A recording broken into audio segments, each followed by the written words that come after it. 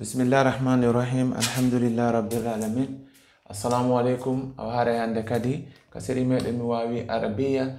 hande non en yewti ka leçon numéro 1 parce que nda fwari ko introduction huruf harakat hurufu shamsiya qamariya e ko nandi e mu wonno de wadde kono si alhamdulillah si tawi windi dum don e der kaye mongo nafa yo modja e si hewti o domaine do hare do non alhamdulillah kala fala do darde série o no wawi tun dabbitude ka YouTube ilmu nafiun ma winda mi wawi arabiya inshallah hare o iwe i golleji ko mi woni wadde do fop donc jonnon hande en hewti do en fuddota ko parce que arabube be fuddoto lafzun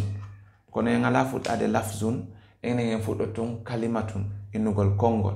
kon do tan natude fi kalimatun do grammaire arabon ko hondum be wadi be ni ko 13 séances be senditi be sakiti be ni ko 13 séances wodi ka ko 12 sikkitum ko 13 woko wawata jangude fi langue arabon après be mobindiri dum hambe sakkitori di tati be ni hondum be ni ko nahwu sarf e balagha donc jonnon ko din don tati marda ko janga donc jonnon nahwu on sen jettimo kanko par exemple wono do ko honno jettirta fi'il e harf ma inde e gollal hawtindira ko honno jettirta moji din ko honno di gollirta hakkunde maji gollangal ko honno gollidirta kanyuma e inde ne sifa din piji don ko dum non jangeten ka nahwu kono nahwu on ko honno be burta basade mum so ngi maseden toujours mi wadana yende parce que mina kalimatun minata kalima ko parce que andugol fen on be nahwu ko don e hirsata on tigi parce que ko be anda terminaison on ko don mapini be sen jetti non sarf be sarf ko honno jettirta verbe wano kataba yetta on kataba yaltina don maktabun yaltina don kitabun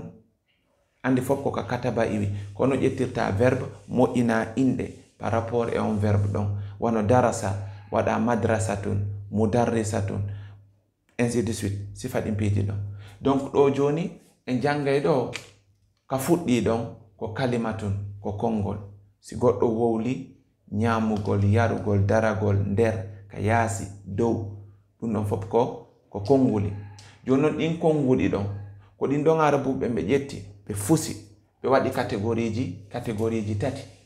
ko no won din catégorie tati do non ko en jettu catégorie ism jangen mo hangolanna inshallah yetten fi'il jangen kala ko woni fi fi'il yetten harf jangen kala ko woni fi harfun inshallah donc beni ismu ko inde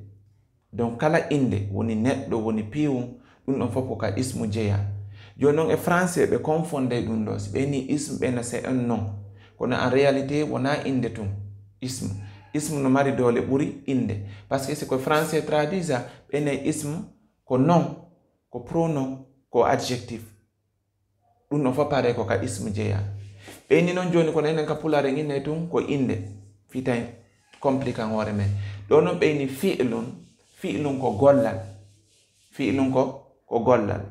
jonnon si tawi wona inde wona gollal harfun fewndo do fi wawmantade en inne ko hedditi koy mi jonnen do exemple binda Mamadou naati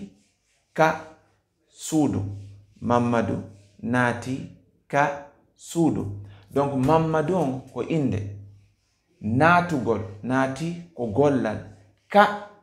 andi ka wona inde wona gollal donc dum don ko harfun suudu ko inde donc aware en tajitirimo non